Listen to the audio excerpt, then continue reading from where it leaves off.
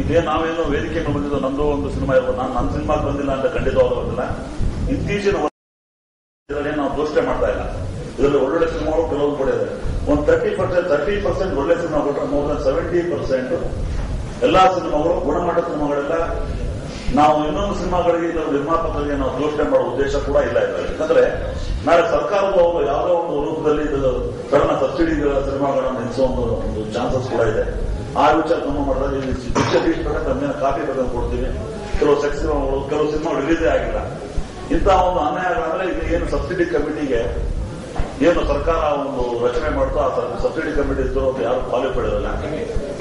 ಆಮೇಲೆ ಈ production manager ಆಗಿದ್ದವರು ಸಿನಿಮಾದ ಬಗ್ಗೆ ಸಾಕಷ್ಟು ಮಾಹಿತಿ ಇಲ್ಲದವರಿಗೆ ಕೂತು ಕೊಟ್ಬಿಟ್ಟು ಈಗಾಗಲೇ ನನಗೂ ಕೂಡ ನಿರ್ಮಾಪಕರಿಗೆ ನನ್ನ ಸಾಕಷ್ಟು ಕಾರ್ಯಗಳು ಕೂಡ ಬಂತು. ನನಗೆ ದುಡ್ಡು ಕೊಟ್ಟರೆ ಸಬ್ಸಿಡಿ ಕೊಡ್ತೀವಿ ಅಂತ 70% ಆಫ್ ದಿಸ್ ಏನು ಇವತ್ತು ಈ ಲೀಸ್ಟ್ ಬಂದಿದೆಯೋ, ಲೀಸ್ಟ್ ಅಫಿಷಿಯಲ್ ಅನೌನ್ಸ್ ಮಾಡದೇ ಹೋದ್ರು ಕೂಡ ಇದರ ಮೋಸ್ಟ್ಲಿ 99% ಸೇಮ್ ಏನಿದೆ ಆಗಿದ್ದು ಸರ್ಕಾರ ಮಟ್ಟಿಗೆ ಹೋಗಿದಾಗ ಇದು ಗಮನಕ್ಕೆ ತಂದು ಕೊಟ್ಟಿವಿ. ನಾವು ರಾಮೂರ್ ತಂದು ಕೊಟ್ಟಿವಿ, ನಮ್ಮ ನಿರ್ಮಾಪಕ ಅಧ್ಯಕ್ಷ ಮುಂಡಕಂನಾಡು ಕೇಳ್ಕೊಟ್ಟಿವಿ. ನಾವು ಈ ವಿಚಾರದಲ್ಲಿ ನಾನು ಸಂಪೂರ್ಣ ಸಹಕಾರ ನಿಮಗಿದೆ.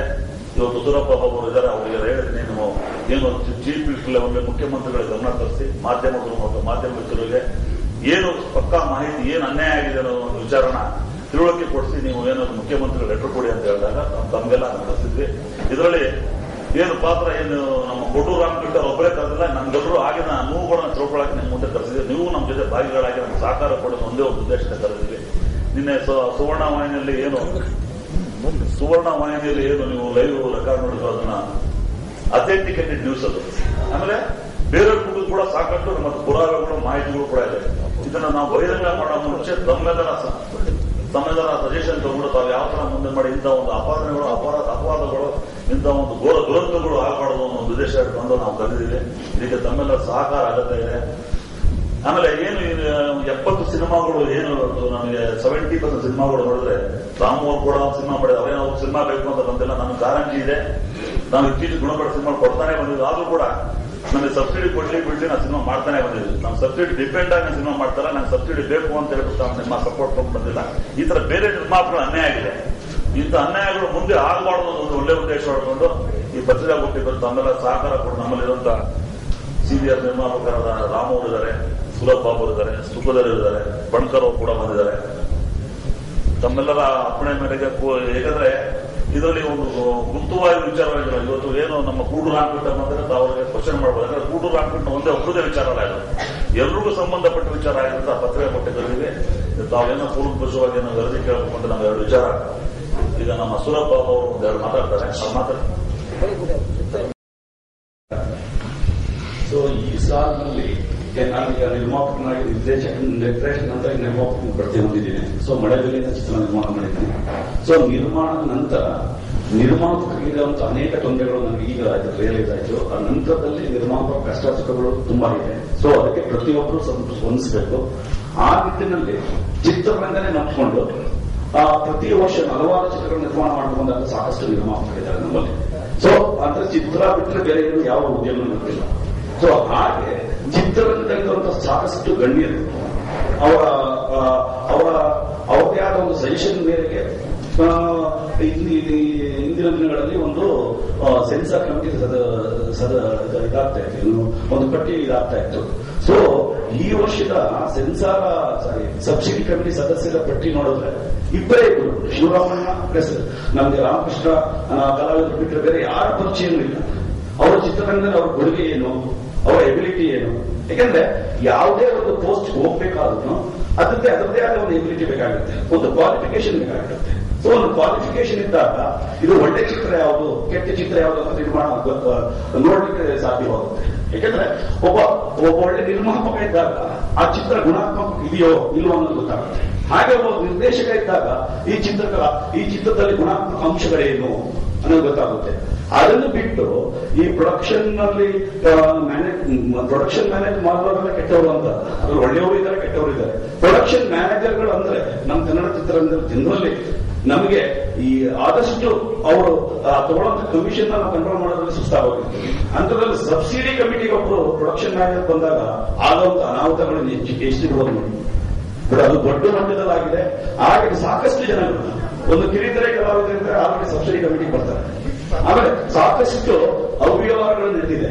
ಇದು ಎಲ್ಲಾ ನಿರ್ಮಾಪಕರುಗಳಿಗೂ ಫೋನ್ ಮಾಡಿ ಎಲ್ಲ ಅಂದ್ರೆ 90% ನಿರ್ಮಾಪಕರು ನನಗೂ ಕೂಡ ಕಾಲ್ ಮಾಡಿ ನಿಮ್ ಚಿತ್ರ ನೋಡಿದೆ, ಸಿನಿಮಾ ಚೆನ್ನಾಗಿತ್ತು ಅಂತ. ಓಕೆ, ಥ್ಯಾಂಕ್ ಯು ಅಂತ. ಸೊ ಏನು ಒಂದು ಕಮಿಟ್ಮೆಂಟ್ ಏನಾದ್ರು ಇದೀರಾ, ರೆಡಿ ಇದೀರಾ? ಕಮಿಟ್ಮೆಂಟ್ ಅಂದ್ರೆ ಏನು? ಇಲ್ಲ, ನೀವು ಒಬ್ರು ಇಂಡಸ್ಟ್ರಿ ಪರ್ಸನ್ ಆಗಿ ದಿನ ಬದಲಾಗ್ತಾ ಹೋಗ್ತಾ ಇರಬೇಕು. ಬದಲಾದಷ್ಟೇ ನೀವು ಉಳಿಲಿಕ್ಕೆ ಸಾಧ್ಯ. ನೀವೇನೋ ಒಂದು ಅಂಡರ್ಸ್ಟ್ಯಾಂಡಿಂಗ್ ಬಂದಷ್ಟೇ ನಿಮ್ಗೆ ಸಬ್ಸಿಡಿ ಸಿಗೋಕ್ಕೆ ಸಾಧ್ಯ. ಇಲ್ಲಪ್ಪ, ನನ್ನ ಸಿನಿಮಾ ಮೇಲೆ ನಾವು ನಂಬಿಕೆ ಇದೆ, ಅದು ಒಳ್ಳೆ ಗುಣಾತ್ಮಕ ಅಂಶಗಳು ಆ ಸಿನಿಮಾದಲ್ಲಿ ಏನೋ ಇತ್ತು, ಕೊಡಿ, ಇಲ್ಲ ಬಿಡಿ ನೋಡಿ. ಕೊನೆ ದಿನಗಳಲ್ಲಿ ಆ ಪಟ್ಟಿಯಲ್ಲಿ ಇಲ್ಲ ಅಂತ ಗೊತ್ತಾಯ್ತು. ಸೊ ನಮಗೆ ಈ ಪಟ್ಟಿಯಲ್ಲಿ ಇಲ್ಲ ಅನ್ನೋದೊಂದು ಪ್ರಶ್ನೆ ಇಲ್ಲ. ಜೊತೆಗೆ ಏನಂದ್ರೆ ಈ ಒಂದು ಪಟ್ಟಿಯಲ್ಲಿ ನಮಗೆ ಈ ತರ ಹಣಗಳನ್ನು ಕೇಳಿದಾಗ ಇವ್ರು ಸಪೋರ್ಟ್, ಒಂದು ಒಳ್ಳೆ ಚಿತ್ರಗಳು ಸಪೋರ್ಟ್ ಮಾಡ್ತಾರೆ ಇಲ್ವೋ ಅನ್ನೋ ಸಂದೇಶ ಹೆಚ್ಚು ಬಂತು. ಆಮೇಲೆ ಈಗ ಬಂದಿರೋದ್ರಲ್ಲಿ ನೀವು ಪಟ್ಟಿಯಲ್ಲಿ ನೋಡಿದಾಗ ಕೆಲವು ಚಿತ್ರಗಳು ಬಿಟ್ಟಾಗ ಎಲ್ಲಾ ಚಿತ್ರ ಒಳ್ಳೆಯ ಚಿತ್ರಗಳು ನಿರ್ಮಾಪಕರು. ಈಗ ಫೋನ್ ಮಾಡಿದ್ರು ಒಬ್ರು ಮಧ್ಯವರ್ತಿ ಅಂತ ಹೆಸರು ಹೇಳಿಲ್ಲ ಅವರು. ನಾವು ಇದರಿಂದ ಫೋನ್ ಮಾಡ್ತಾ ಇರೋದು, ನಿಮ್ಮ ಆ ನಂಬರ್ ಕೊಡ್ತೀವಿ ನಾವು. ಯಾಕಂದ್ರೆ ನಮ್ಮ ಹೆಸರು ಹೇಳಿಲ್ಲ, ನಂಬರ್ ಕೊಡ್ತೀವಿ, ಆ ನಂಬರ್ಗಳಿದೆ. ನಾವು ಹೆಸರು ಕೇಳಿದ್ದೀವಿ ಯಾರು ಅಂತ. ಸೊ ನಿಮ್ಗೆ ಅದೇನಿಗೆ ಬೇಕು? ಈಗ ಅಲ್ಲಿ ಆ ಕಮಿಟಿಯಲ್ಲಿ ಒಂದಷ್ಟು ಏಜೆಂಟ್ಗಳನ್ನ ನಿಲ್ಸ್ಕೊಂಡಿದಾರಲ್ಲ ಅವರು. ಏಜೆಂಟ್ಗಳು ಈಗ ಗೋಪಿಯಾಗಿ ಅವ್ರ ಹೆಸರು ಹೇಳ್ತಿರ್ಲಿಲ್ಲ, ನೀವು ಕಮಿಟ್ಮೆಂಟ್ ಒಪ್ಕೊಳ್ಳೋದಾದ್ರೆ ಹೇಳಿ ನಾವು ಬರ್ತೀವಿ ಅಂತಿದ್ರು. ಸೊ ಇದು ಕಮಿಟ್ಮೆಂಟ್ ಇಲ್ಲ ಅಂದಾಗ ಯಾವುದು ಸರ್? ನಮಗೆ ನಮ್ಮ ಪ್ರಾಜೆಕ್ಟ್ ಬಗ್ಗೆ ನಂಬಿಕೆ ಇತ್ತು. ಆಮೇಲೆ ಕಮಿಟಿ ಪ್ರೆಸಿಡೆಂಟ್ ಇದ್ದಾರಲ್ಲ, ಅವ್ರ ಮೇಲೆ ಗೌರವ ಇತ್ತು. ಯಾಕಂದ್ರೆ ಶಿವರಾಮಣ್ಣನವರ ಬಗ್ಗೆ ತುಂಬಾ ವಿಶೇಷವಾದ ಗೌರವ ಇದೆ. ಅವರು 40-50 ವರ್ಷ ಚಿತ್ರರಂಗದಲ್ಲಿ ಇರುವಂತವರು. ಅವ್ರ ಮೇಲೆ ಒಂದು ನಂಬಿಕೆಯಿಂದ ನಾವು ಯಾವುದನ್ನು ಯಾಕಂದ್ರೆ ಈಗ ನನಗೆ ಶಿವರಾಮಣ್ಣನ ಕಡೆಯಿಂದ ಫೋನ್ ಬಂದಿದೆ ಅಂತ ಪರವಾಗಿಲ್ಲ, ಯಾರೋ ಒಬ್ಬರು ಪರ್ಸನ್ ಮಾಡಿರೋದ್ರಿಂದ ನಾನೇ ಶಿವರಾಮಣ್ಣನ್ ಕೇಳೋದು ಅಂತ ಇದಾಯ್ತು. ಸೊ ಒಟ್ಟಾರೆ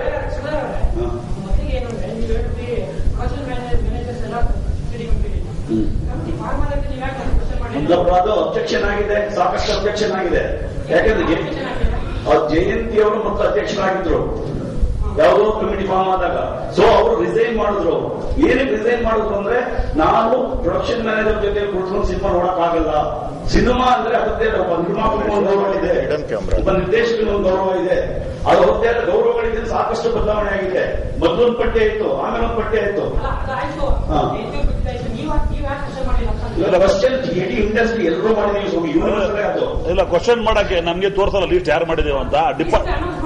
ಡಿಪಾರ್ಟ್ಮೆಂಟ್ ಮಾಡಿದಾಗ ಸರ್ ಎಲ್ಲರ ಇದು ಅಲ್ಲ, ಅಷ್ಟು ಗೊತ್ತಾಗಲ್ಲ ಅಂತಲ್ಲ ಸರ್, ಗೊತ್ತಾಗಿದೆ. ಟ್ರೈ ಮಾಡಿ ನೋಡಿ. ಅದೆಲ್ಲ ಸುಮಾರು ಸಾಕಷ್ಟು 2-3 ಬದಲಾವಣೆಗಳಾಗಿದೆ. ನೀವು ಮೊದಲು ಒಂದು ವರ್ಷದ ಪಟ್ಟಿ ನೋಡಿ. ಆಮೇಲೆ ಒಂದು ತಿಳ್ಕೊಳ್ಳಿ, ವಾರ್ತಾ ಇಲಾಖೆಗೆ ಚಲನಚಿತ್ರ ವಾಣಿಜ್ಯ ಮಂಡಳಿ ಅಧ್ಯಕ್ಷ ಒಂದು ಪಟ್ಟಿ ಕಳಿಸ್ತಾರೆ. ಆ ಪಟ್ಟಿಯನ್ನು ನಾವು ನೋಡಿರ್ತೀವಿ, ಗೊತ್ತಿರುತ್ತೆ ನಮ್ಗೆ. ಸೊ ಆ ಪಟ್ಟಿಗೆ ಫೈನಲ್ ಆಗುತ್ತೆ ಅಂತ ನಮ್ಗೆ ಗೊತ್ತಿರುತ್ತೆ. ಸೊ ವಾಣಿಜ್ಯ ಮಂಡಳಿ ನಮ್ಮ ಮಾತೃ ಮಂಡಳಿ, ನಂತರ ನಮ್ಮ ನಿರ್ಮಾಪಕರ ಮಂಡಳಿ, ನಿರ್ಮಾಪಕರ ಸಂಘ ಇರುತ್ತೆ. ಈ ಸಂಘದಿಂದ ನಮ್ಗೆ ಗೊತ್ತಿರುತ್ತೆ ಇವ್ರು ಆಗ್ತಾ ಇದ್ದಾರೆ ಅಂತ. ಸೊ ಫೈನಲ್ ಸ್ಟೇಜ್ ನಲ್ಲಿ ಸಾಕಷ್ಟು ಬದಲಾವಣೆಗಳಾಗುತ್ತೆ. ಆ ಬದಲಾವಣೆಗಳು ಎಲ್ಲಾ ನಿರ್ಮಾಪಕರು ಗೊತ್ತಾಗೋದಿಲ್ಲ. ಯಾಕಂದ್ರೆ ನಾವು ನಮ್ದೇ ಆದ ಕಾರ್ಯದಲ್ಲಿ ಹೊರಗಡೆ ಇರ್ತೀವಿ, ಯಾಕಂದ್ರೆ ಸ್ಕ್ರಿಪ್ಟ್ ವರ್ಕ್ ಇರ್ತೀವಿ, ಬೇರೆ ಕಡೆ ಇರ್ತೀವಿ. ಬಟ್ ಒಳ್ಳೆ ಚಿತ್ರ ಮಾಡಿರೋದ್ರಿಂದ ಒಂದು ಒಳ್ಳೆ ನಾವು ನ್ಯಾಯ ಸಲ್ಲಿಸ್ತಾರೆ ಅನ್ನೋ ಒಂದು ಕಾರಣದಿಂದ ಸುಮ್ಮನೆ ಇದ್ವಿ ಅಷ್ಟೇ. ಬಟ್ ನಂತರ ಈಗ ಇದು ಈ ವರ್ಷನೇ ಅಂತ ಪ್ರತಿ ವರ್ಷ ನಡ್ಕೊಂಡು ಮುಂದಿದೆ. ಬಟ್ ಈ ವರ್ಷ ದೊಡ್ಡ ಮಟ್ಟಕ್ಕಾಗಿದೆ ಅನ್ಯಾಯ. ಸೊ ಈ ಅನ್ಯಾಯ ನೋಡ್ಕೊಂಡು ಸುಮ್ಮನೆ ಇದ್ರೆ ಇದು ವರ್ಷದಿಂದ ವರ್ಷಕ್ಕೆ ಹೆಚ್ಚಾಗ್ತಾ ಇರುತ್ತೆ. ಸೊ ಆ ಕಾರಣ ತಡಿಬೇಕು ಅನ್ನೋದು ಎಲ್ಲ ನೊಂದ ನಿರ್ಮಾಪಕರ ಉದ್ದೇಶ. ಇದು ಯೂನಿವರ್ಸಲ್ ಆಗಿ ಮಾಡ್ತಾ ಇರುವಂತಹ ಒಂದು ಪ್ರಯತ್ನ. ದಯವಿಟ್ಟು ನೀವೆಲ್ಲರೂ ಸಹಕರಿಸಿ. 2 ಲಂಚ ಕೊಡೋದು ತಪ್ಪು, ತಗೊಳ್ಳೋದು ದೊಡ್ಡ ತಪ್ಪು. ಸೊ ನಂತರ ಇಲ್ಲಿ ತಿಳ್ಕೊಳ್ಳಿ, ಅಪರಾಧ ಮಾಡೋದು ತಪ್ಪು, ಅಪರಾಧ ನೋಡ್ಕೊಂಡು ಸುಮ್ಮನೆ ಇರೋದು ದೊಡ್ಡ ತಪ್ಪಲ್ವಾ? ಅದು ಮಹಾಪರಾಧ ತಾನೆ. ಸೊ ಇಲ್ಲಿ ಸರ್ ಇಲ್ಲಿ ಕೇಳಿ ಒಂದು ಸೆಕೆಂಡ್, ಎಲ್ಲರೂ ಲಂಚ ಕೊಟ್ಟಿಲ್ಲ ಸ್ವಾಮಿ, ಎಲ್ಲರೂ ಲಂಚ ಕೊಟ್ಟಿಲ್ಲ. ಇಲ್ಲಿ ಕೇಳಿ, ಇಲ್ಲಿ ಕೇಳಿ, ಬೆರಳಿಗೆ ಎಷ್ಟು ಜನಗಳು ಕೊಟ್ಟಿರಬಹುದು. ಅದು ಬಿಟ್ಟು ಹೆಚ್ಚು ನಿರ್ಮಾಪಕರು ಲಂಚ ಕೊಡ್ಲಿಕ್ಕೆ ಹೋಗಿಲ್ಲ, ಸುಮ್ಮನೆ ಇದ್ದಾರೆ. ಸಾಕಷ್ಟು ಇಲ್ಲೇ ಇದೀವಲ್ಲ ನಾವು. ಒಂದು ನಿಮಿಷ ಅಲ್ಲ, ಸಂಖ್ಯೆಯಲ್ಲಿದ್ದಾರೆ ಹೇಳಿ ಅವ್ರು ಯಾರು ಪ್ರೊಡಕ್ಷನ್ ಮ್ಯಾನೇಜರ್ ಕೇಳ್ತಾ ಇದ್ದಾರೋ ಅವರೇ ಒಂದು ಪಟ್ಟಿ ಇಟ್ಕೊಂಡು ಗಾಂಧಿನಗರದಲ್ಲಿ ಸುತ್ತಾಡ್ಕೊಂಡು ಕಮಿಷನ್ ಕೇಳ್ತಾ ಇದ್ದಾರೆ ಅಂತ ಸುದ್ದಿ ಬಂತು. ಅಲ್ಲ, ಒಂದು ನಿಮಿಷ, ಸುದ್ದಿ ಬಂತು. ಇದೇ ನಿರ್ಮಾಪಕರ ಸಂಘ ವಾಣಿಜ್ಯ ಮಾಡಲಿ ಅವತ್ತು ಎಚ್ಚೆತ್ಕೊಳ್ಳಿಲ್ಲ. ಅವ್ನು ಒಬ್ಬನೇ ಓಡಾಡ್ಕೊಂಡು ಎಲ್ಲರ ಕಮಿಷನ್ ಕೇಳ್ತಾ ಇದ್ರು, ಸುದ್ದಿ ಬಂದಿತ್ತು. ಅಲ್ಲ, ನಿನ್ನೆ ನೀವು ಟಿವಿ ನೋಡಿದ್ರೆ, ಅಲ್ಲ ನಿನ್ನೆ 5 ಜನ ಅಂತ ಹೇಳಿದವರು, 5 ಜನ ಟೀಮ್ ಇದೆ. ಅದೇನು ಹಂಚ್ಕೊಳ್ತೀವಿ ಅಂತ ಓಪನ್ ಆಗಿ ಟಿವಿನಲ್ಲಿ ನೇರವಾಗಿ ಲೈವ್ ಆಗಿ ಹೇಳಿದ್ರು.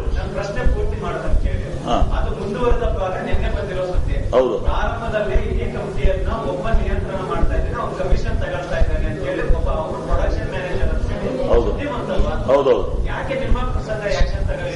ವಾಣಿಜ್ಯ ಮಂಡಳಿ ಸುದ್ದಿ ಬಂದ್ರು ಕೂಡ ಅಲ್ಟಿಮೇಟ್ಲಿ ಲೀಸ್ಟ್ ಬರ್ಬೇಕು ನಮಗೆ. ಮಾತಾಡೋದು ಕಮಿಷನ್ ಯಾರು ಕೊಡ್ಬೋದು, ಲೀಸ್ಟ್ ನೋಡಿದ ಮೇಲೆ ನಮಗೆ ಆಘಾತ ಆಗ್ಬಿಡ್ತು. ಲೀಸ್ಟ್ ನೋಡಿ ಓದಿ ನೀವು ಹೆಸರುಗಳು ಯಾವಾಗ ರಿಲೀಸ್ ಆಗ್ತದೆ ಯಾವಾಗ ಗೊತ್ತೇ ಇಲ್ಲ. ನಾನು ಹೆಸರು ನಿರ್ಮಾಪಕ ನಿಮ್ಗೆ ಲೀಸ್ಟ್ ಕೊಡ್ತೀವಿ ನೋಡಿ, ಆ ಲೀಸ್ಟ್ ಪ್ರಕಾರ ನಿಮ್ಗೆ ಸಂಬಂಧಿತ ಅಂದ್ರೆ ನಾವು ಹೇಳಿದ ಎಲ್ಲದಕ್ಕಿಂತ ಮುಖ್ಯವಾಗಿ ಸರ್ಕಾರದ ಬಗ್ಗೆ ಒಂದು ಗೌರವ ಇರುತ್ತೆ ಸರ್. ಸರ್ಕಾರಕ್ಕೆ ನಾವು ಅಥೆಂಟಿಕೇಟೆಡ್ ಆಗಿ ಇದ್ದವ್ರದ್ದು ಮಾತಾಡೋದು ತಪ್ಪಾಗುತ್ತೆ. ಡಾಕ್ಯುಮೆಂಟ್ಸ್ ಇದ್ದಿಂದ ಮಾತಾಡಿದ್ದು.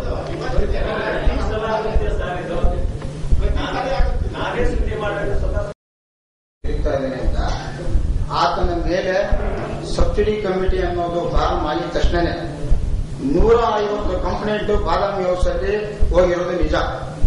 ಆತನನ್ನ ತೆಗೆಯೋದಕ್ಕೆ ಪ್ರಯತ್ನ ಪಟ್ಟಾಗ ಅವರಿಗೆ ಸಪೋರ್ಟ್ ಮಾಡಿದ್ದು ಅಕಾಡೆಮಿಯವರು. ಅಕಾಡೆಮಿ ವತಿಯಿಂದ ನಾಗಾಭರಣ ಅವರು ವಿಶೇಷ ರೀತಿಯಲ್ಲಿ ಆತನ ಇರಬೇಕು ಅಂತ ಒಂದೇ ಒಂದು ಕಾರಣಕ್ಕೆ ಆತನನ್ನ ಸಬ್ಸಿಡಿ ಕಮಿಟಿನಲ್ಲಿ ಹಾಕಿದ್ರು. ಅವನ ಪ್ರೊಡಕ್ಷನ್ ಮ್ಯಾನೇಜರ್ ಅವ್ನು ಇರಬಾರ್ದು ಅನ್ನೋದು ನಿರ್ಮಾಪಕರ ಸಂಘ, ವಾಣಿಜ್ಯ ಮಂಡಳಿ ಎಲ್ಲರೂ ನಿಲುವಾಗಿತ್ತು. ಆದ್ರೆ ಈ ಮಹಾದೇವನವರು ಆಮೇಲೆ ಇನ್ನೊಬ್ರು ಯಾರು ಸುರೇಶ್, ಇವ್ರು ಯಾರು ಅಂತ ನಮ್ಗೆ ಗೊತ್ತಿಲ್ಲ. ಅವ್ರೇನೋ ಮೇಷ್ಟು ಅಂತ ಒಂದು ಸಿನಿಮಾ ಮಾಡಿದಾರಂತೆ. ನಮಗೆ ಬಾದಾಮಿ ಹೌಸಲ್ಲಿ ಇದರ ಬಗ್ಗೆ ವಿಚಾರಿಸಿದಾಗ ಸರ್ ನಾವಿಲ್ಲಿಂದ ಕಳಿಸೋದು ಒಂದು ಪಟ್ಟಿ, ಅಲ್ಲಿ ಮುಖ್ಯಮಂತ್ರಿ ಸಚಿವಾಲಯದಿಂದ ಕೊನೆಯದಾಗಿ ಬರೋದು ಇನ್ನೊಂದು ಪಟ್ಟಿ, ಅದಕ್ಕೆ ನಾವೇನು ಮಾಡಕ್ಕಾಗಲ್ಲ ಅನ್ನೋ ಒಂದು ಆನ್ಸರ್ ಕೊಡ್ತಾರೆ. ಯಾಕೆ ಅಂತಂದ್ರೆ ಇವರೆಲ್ಲ ಶಿಫಾರಸ್ಗಿರಿ ತಗೊಂಡು ಕಮಿಟಿಗೆ ಬಂದ್ಬಿಡ್ತಾರೆ. ಇವರೆಲ್ಲ ಬಂದಾಗ ನಮಗೂ ಗೊತ್ತಾಗಲ್ಲ. ಫೈನಲ್ ಆಗಿ ಸಿನಿಮಾ ನೋಡಕ್ಕೆ ಇದು 8 ರಿಂದ 10 ದಿನ ಇರೋವಾಗ ಇವ್ರು ಲಿಸ್ಟ್ ಬರುತ್ತೆ. ಬಂದಾಗ ನಾವು ಕಂಪ್ಲೇಂಟ್ ಕೊಡೋಣ ಅನ್ನೋದ್ರಿಗೆ, ಯಾಕೆಂತಂದ್ರೆ ಅವ್ರು ಅವಾಗ ಯಾವ್ದು ಮರ್ಜಿನ ನಮ್ಮ ಹತ್ರ ಸಿಗಾಕೊಂಡಿರಲ್ಲ. ಕಮಿಟಿನಲ್ಲಿ ಒಳಗಡೆ ಬಂದ ಮೇಲೆ ಈ ಸರಿ ವಿಶೇಷವಾಗಿ ಶಿವರಾಮಣ್ಣ ಅಂತ ಒಬ್ಬ ಹಿರಿಯ ನಟರು, ಅವ್ರ ಬಗ್ಗೆ ಚಿತ್ರರಂಗದಲ್ಲಿ ಇರತಕ್ಕಂಥ ಒಂದು ವಿಶೇಷ ಒಲವಿಂದ ನಾವು ಅವ್ರ ಬಗ್ಗೆ ತಲೆ ಕೆಡಿಸ್ಕೊಳಕ್ ಹೋಗ್ಲಿಲ್ಲ. ಅವ್ರು ಅವಾಗ ನಾನು ಫೋನ್ ಮಾಡಿ ಕೇಳ್ತಿದ್ದೆ, ಬಟ್ ಅವ್ರು ಅವಾಗ ನನ್ಗೆ ಹೇಳ್ತಾ ಇದ್ರು, ಇಲ್ಲ ನಂಗೆ ಎಲ್ಲೋ ಒಂದು ಗುಮಾನಿ ಇದೆ, ಈ ತರ ನಡೀತಾ ಇದೆ ಅಂತ ನಿಮ್ಗೆ ಯಾರನ್ನ ಸಿಕ್ಕಿದ್ರೆ ದಯವಿಟ್ಟು ತಿಳಿಸಿ ಬಾಬು, ಯಾಕಂದ್ರೆ ನನ್ನ ಒಂದು ಕೆರಿಯರ್ ಅಲ್ಲಿ ನಮ್ಗೊಂದು ಕೆಟ್ಟ ಹೆಸರು ಬರುತ್ತೆ ಅಂತ ಅವ್ರು ಹೇಳಿದ್ರು. ಆದ್ರೆ ಇದು ಗಾಂಧಿನಗರದಲ್ಲಿ ಲಿಸ್ಟ್ ಇಟ್ಕೊಂಡು ತಿರುಗಿರೋದು ನಿಜ. ಆದ್ರೆ ಯಾರು ಕೊಟ್ಟಿರೋದು ಅಷ್ಟು ತಪ್ಪೆ. ಕೊಟ್ಟಿರೋದು ನಿಜ ಸರಿ ಅಂತ ನಾನು ಹೇಳ್ತಾ ಇಲ್ಲ. ಈಗ ರಾಮ್ ಅವ್ರು ಕೊಡ್ಬೋದಿತ್ತು, ರಾಮ್ ಅವ್ರು ಯಾಕೆ ಕೊಡ್ಲಿಲ್ಲ? ಸುರೇಶ್ ಅವ್ರು ಕೊಡ್ಬೋದಿತ್ತು, ಯಾಕೆ ಕೊಡ್ಲಿಲ್ಲ? ನಂದು ಯಾವ್ದು ಸಿನಿಮಾ ಇಲ್ಲ. ಯಾಕೆಂದ್ರೆ ಹೋದ್ಸಲಿ ನನ್ನ ಬಂಧು ಬಳಗ ಸಿನಿಮಾ ಅಂತ ಟೈಟ್ಲಿಗೆ ಕೊಡ್ತಾರೆ ಅಂತ ಅನ್ಕೊಂಡು ನಾನು ಅನ್ಕೊಂಡೆ. ನಮ್ಮ ನಿರ್ಮಾಪಕರೇ ನಾವು ಮಗಳ ಮದುವೆಗೆ ಚೌಟ್ರಿ ಫ್ರೀ ಸಿಗುತ್ತೆ ಅಂದ್ರೆ ಒಬ್ಬ ನಿರ್ಮಾಪಕರಿಗೆ 3 ಸಿನಿಮಾ ಸಬ್ಸಿಡಿ ಕೊಡ್ಸೋದು. ಅವ್ರಿಗೆಲ್ಲ ಯಾಕೆ ಸುಮ್ಮನೆ ಬಿಟ್ಟೆ, ಆಯ್ತಾ? ಅದಾವೇನು ಮಾಡಕ್ಕಾಗಲ್ಲ. ಈ ಒಂದು ಲಿಸ್ಟು ನಾನು ಅನೌನ್ಸ್ ಆಗಲ್ವೋ ಈಗಾಗಲೇ ನಮ್ಮ ರಾಮ್ ಅವರು ವಾರ್ತಾ ಇಲಾಖೆ ಬೇವಿನ ಮಠದವರಿಗೆ ಸಿಡಿ ಸಮೇತ ಪ್ರೂಫ್ ಸಮೇತ ಕೊಟ್ಟಿದ್ದಾರೆ. ಅವ್ರು ಯಾವುದೇ ಕಾರಣಕ್ಕೂ ಈ ಲಿಸ್ಟ್ ನಾವು ತಡೆ ಹಿಡಿತೀವಿ ಅಂತ ಒಂದು ಮಾತು ಕೊಟ್ಟಿದ್ದಾರೆ. ಆಗ ನಮ್ಮ ನಿರ್ಮಾಪಕ ಸಂಘದ ಅಧ್ಯಕ್ಷ ಮುನಿರತ್ನ ಅವರು ಹೇಳಿದ್ರೆ ಇದನ್ನ ಈ ಸಮಿತಿನ ರದ್ದುಪಡಿಸುವಂತ ಒಂದು ಆಂದೋಲನ ನಾವು ಮಾಡಲೇಬೇಕು ಅಂತ ಹೇಳಿ ನಾನು ಇಲ್ಲಿ ಮಾತಾಡಕ್ಕೆ ಕಳಿಸ್ಕೊಟ್ಟಿದ್ದಾರೆ. ನಾನು ಇಲ್ಲಿ ನಿರ್ಮಾಪಕ ಬಂದಿದ್ದೀನಿ. ಆದ್ರೆ ರಾಮ್ ಅವರು ದುಡ್ಡು ಕೊಡ್ಬೋದಿತ್ತು, ಕೊಡ್ಲಿಲ್ಲ. ಯಾಕೆ ಹೇಳಿದ್ರೆ ಒಂದು ಒಳ್ಳೆ ಸಿನಿಮಾ ಮಾಡಿದ್ದೀನಿ, ಡೈರೆಕ್ಟ್ ಕ್ವಾಲಿಟಿ ಸಿನಿಮಾ ಮಾಡಿರೋದ್ರಿಂದ ನಾನು ಬರುತ್ತೆ ಅಂತಂದು. ಈ ಸಿನಿಮಾ ಈ ಲಿಸ್ಟ್ ಅಲ್ಲಿ ನೋಡಿದಾಗ ನಿರ್ದೋಷಿ ಅಂತ ಒಂದು ಸೆಕ್ಸ್ ಪಿಕ್ಚರ್, ಆ ನಿರ್ಮಾಪಕರು ನಮ್ಮ ಬಗ್ಗೆ ತಪ್ಪು ತಿಳ್ಕೋಬಹುದು, ಏನನ್ನ ಅನ್ಕೋಬಹುದು, ಅದ್ರ ಬಗ್ಗೆ ತಲೆ ಕೆಡಿಸ್ಕೊಳ್ಳೋದು. ಅದು ಡೆಲ್ಲಿ ಇದಕ್ಕೆ ಹೋಗಿ ಸೆಕ್ಸ್ ಪಿಕ್ಚರ್ ಮಾಡ್ಸ್ಕೊಂಡ್ ಬಂದಿದೆ ಸಿನಿಮಾಗೆ ಕೊಡೋದ್ರ ಬಗ್ಗೆ ಔಷಧ ಏನಿದೆ. ಇದನ್ನ ಶ್ರೀರಾಮಣ್ಣ ಅವರು ನಾನು ಕೇಳಿದ್ದೀನಿ, ನೀವು ಅಧ್ಯಕ್ಷರ ಇಂಥ ಸಿನಿಮಾ ಹೆಂಗ್ ಕೊಟ್ರಿ ಅಂತ. ಸರ್ವಾನುಮತದಿಂದ ತೀರ್ಮಾನ, ಸರ್ವಾನುಮತ ಹೆಂಗಾಗುತ್ತೆ? ಆ ಸಿಡಿ ನೋಡ್ಬಿಟ್ರೆ 6 ಲಕ್ಷ ರೂಪಾಯಿ ಕೇಳಿದೆ, ಇವ್ರು 2.5 ಲಕ್ಷ ರೂಪಾಯಿ ಕೊಟ್ರು, ನಾನು ಅದಕ್ಕೋಸ್ಕರ ಮಾಡಿಸ್ಕೊಡಕ್ಕಾಗಿಲ್ಲ, ಕೊನೆ ಮೂಮೆಂಟ್ ಅಲ್ಲಿ ಬಂದ್ರು. ಈ ತರ ಮಾತಾಡಿರೋದಷ್ಟು ನೀಟಾಗಿ ಅದರಲ್ಲಿ ಕ್ಲೀನ್ ಆಗಿ ರೆಕಾರ್ಡ್ ಆಗಿದೆ, ನನ್ನ ವಾಹಿನಿಗಳಲ್ಲಿ ಬಿತ್ರ ಆಗಿದೆ. ಈಗ ಯಾವ್ದು ರುಚಿ ಬರಂಗಿಲ್ಲ. ಕೊಟ್ಟಿರೋದು ಎಷ್ಟು ಜನ ಕೊಟ್ಟಿದ್ದಾರೋ ಅದಷ್ಟು ತಪ್ಪು. ಅದ್ರ ಬಗ್ಗೆ ನಾನು ಖಂಡಿತವಾಗಿ ಹೇಳ್ತೀನಿ. ಅದಕ್ಕೆ ನನ್ನ ಒಂದು ಬೆಂಬಲ ಅಂತ ಖಂಡಿತ ಇಲ್ಲ. ನಮ್ಮ ಪ್ರಶ್ನೆ ಏನಪ್ಪಾ ಅಂದ್ರೆ, ಯಾರೋ ಹೊಸಬ್ರು ಒಂದು ಸಿನಿಮಾ ಮಾಡಿ ಅವ್ರಿಗೇನೋ ಸಬ್ಸಿಡಿ ಬರಬೇಕು ಅಂತ ಆಸೆಯಿಂದ ಕೊಡೋದು ಅದು ಬೇರೆ ವಿಚಾರ. ಆದ್ರೆ ಕೂಡಲು ರಾಮಕೃಷ್ಣ ಅಂತ ಅವರು ಇಂಡಸ್ಟ್ರಿನಲ್ಲಿ ದೊಡ್ಡ ಸಿನಿಮಾ ಮಾಡಿ ಒಂದು ಹೆಸರು ಮಾಡಿರೋರು, ಅವ್ರ ಹತ್ರ ದುಡ್ಡು ಕೇಳಿದಾಗ ಒಂದು ಪ್ರಶ್ನೆ ಒಂದೇ ಒಂದು ಮಾಧ್ಯಮದಲ್ಲಿ ಬಂದು ನನ್ನ ಹತ್ರ ದುಡ್ಡು ಕೇಳ್ತಾ ಇದ್ದಾರೆ ಅಂತ ಆರೋಪ ತಾನೆ. ಅದು ಹೊಸಬರು ನೀವು ಬಂದ್ರೆ ಸಿನಿಮಾ ಮಾಡಕ್ಕೆ ಇಂಥವ್ರೆ ದುಡ್ಡು ಕೊಟ್ಟರೆ ನಾವು ಹೊಸಬರ ಹತ್ರ ಪೀಕ್ ತಿಂತಾರೆ. ಅದಲ್ಲ, ನಿನ್ನೆ ಅವರು ನನ್ನ ಕೂಡ ದಾರಿ ಮಾಡ್ಕೊಳ್ತೀರಲ್ವ, ನೀವೇ ದಾರಿ ಮಾಡ್ಕೊಡ್ತಾ ಇದ್ದೀರ. ಖಂಡಿತ ಅವ್ರು ಮಾಡಿರೋದು ತಪ್ಪೆ. ಅವರು ಅದಕ್ಕೆ ನನ್ಗೆ ಏನ್ ಹೇಳಿದ್ರು ಅಂತಂದ್ರೆ, ಸರ್ ನಾನು ಅವ್ರ ಹತ್ರ ನಾನು ಅವ್ರನ್ನ ಸಿಗಿಸ್ಬೇಕು ಅಂತಂದ್ರೆ ನಾನು ಕಾಯ್ಕೊಂಡಿದ್ದೆ ಅಂತ ನನ್ಗೆ ಹೇಳಿದ್ರು. ಅವರು ಈ ತರ ಕೇಳ್ತಾ ಇರೋದಷ್ಟು ನಮ್ಗೆ ಸಮಂಜಸವಾಗಿ ಎಲ್ಲಾ ಕಡೆಯಿಂದ ಮ್ಯಾಟರ್ ಬಂತು ಸರ್. ನಾನು ಅದಕ್ಕೋಸ್ಕರ ಅವ್ರನ್ನ ತಳ್ಳಾಕ್ಬೇಕು. ಯಾಕೆ ಅಂತಂದ್ರೆ ಇದು ಬಹಳ ಗುಪ್ತವಾಗಿ ಮಾಡ್ಬೇಕಾಗಿರತಕ್ಕಂತ ಒಂದು ಕಾರ್ಯ. ಯಾಕಂದ್ರೆ ಎಲ್ಲರಿಗೂ ಹೇಳ್ಕೊಂಡು ತಿರುಗಿದ್ರೆ ಅದು ಆಗೋದಿಲ್ಲ ಅನ್ನೋ ಒಂದೇ ಒಂದು ಕಾರಣಕ್ಕೆ ನಾನು ಅವ್ರು ಹೇಳಿದ್ದನ್ನೆಲ್ಲ ಮಾಡಿದ್ದೀನಿ. ಅವ್ರ ಅಕೌಂಟ್ಗೆ 2.5 ಲಕ್ಷ ರೂಪಾಯಿ RTGS ಮಾಡಿರೋದಕ್ಕೆ ಡಾಕ್ಯುಮೆಂಟ್ಸ್ ಇದೆ. ಅವ್ರ ಅಕೌಂಟ್ಗೆ ಯಾರಿಗೆ ಸುರೇಶ್ ಮಂಗಳೂರು ಅನ್ನೋ ಒಬ್ಬ ಕಲಾವಿದನ ಅಕೌಂಟ್ಗೆ 2.5 ಲಕ್ಷ ರೂಪಾಯಿ RTGS ಮಾಡಿದ್ದಾರೆ. ನಮ್ಮ ರಾಮಕೃಷ್ಣ ಅವ್ರ ಪಾರ್ಟ್ನರ್ ಕಡೆಯಿಂದ ಕೊಡಿಸಿದ್ದಾರೆ. ಯಾರು